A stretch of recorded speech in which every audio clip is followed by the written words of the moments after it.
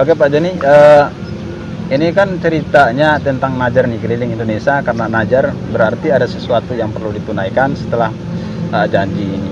Pak Joni jangan sampai punya cerita yang kemudian menarik yang perlu kita dengar. Sebenarnya cerita ini fakta, bukan dibuat-buat. Jadi tahun 2018 anak saya itu dilahirkan, dioperasi. Nah, jadi pada tahun itu, bulan itu, dan tanggal itu kan saya pun masih keadaan nganggur, uang pun gak ada persiapan. Nah itulah, dengan senang hatinya saya itu ada tiba-tiba orang yang baik hati, hamba Allah tentunya ya, yang membayarin biaya operasi anak saya. Jadi biayanya itu hampir 10 juta. Bahkan saya pun tidak tahu siapa yang membayarnya itu hingga sampai saat sekarang. Maka dari itu saya dengan senang hati dan terkejut, merasa bingung. Sempat saya mengucapkan najar yang tanpa kami sadari. Sehingga mengucapkan najar itu, kalau anak saya sehat-sehat dan mamanya setelah habis operasi tidak ada halangan apapun, saya akan bernajar keliling Indonesia. Awalnya pakai Honda. Ya. Berhubung saya punya Honda itu kredit, sudah nunggak. Nah, daripada najar itu tidak terjalani, terpaksa saya akan pakai sepeda.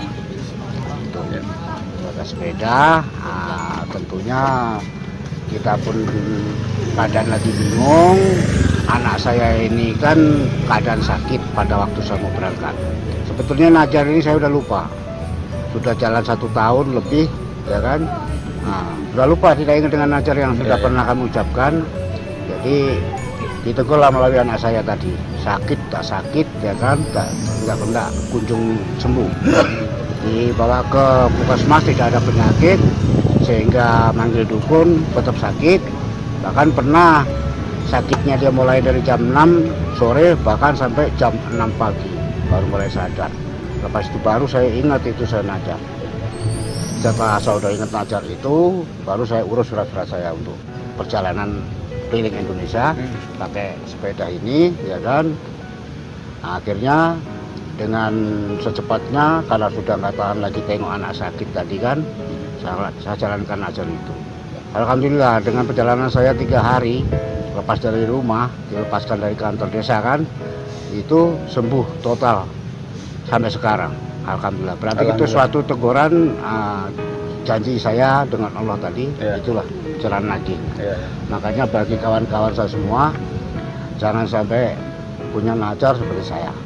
Oke, baik Pak Joni, terima kasih banyak sudah menceritakan cerita perjalanan najar ini. Luar biasa, sangat terinspirasi bagi kami dan cukup buat anak muda di Indonesia yang tidak punya semangat yang begitu luar biasa, yang cukup umurnya sudah 60 tahun tapi luar biasa punya perjuangan membawa bendera hanya dengan merah putih mengelilingi Indonesia. Ini luar biasa. Anak muda semestinya ini menjadi pelajaran buat kita semua. Pak, mungkin ini terakhir, mungkin Pak Joni punya pesan yang kemudian bisa buat keluarga yang ditinggalkan ini merasa senang, sejuk. Mungkin mereka dengar, dan kemudian ada pemerintah di sana yang kemudian bisa mendengar apa yang Bapak pesan. Ya pesannya begitu, ya sehat-sehat. Oke Pak, ini bahasa yang cukup sedikit tetapi sangat bermakna, yang sangat luar biasa. Saya sangat merasakan dari hati yang paling dalam.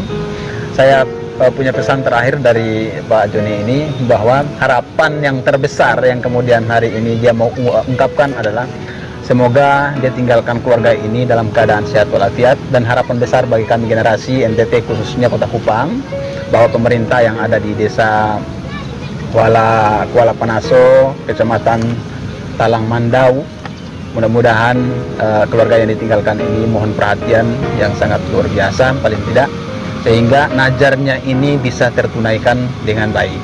Ini menjadi harapan. Dan kemudian terakhir juga kami pesan, mudah-mudahan akan lahir generasi-generasi yang punya semangat, spirit yang luar biasa seperti Pak Joni ini.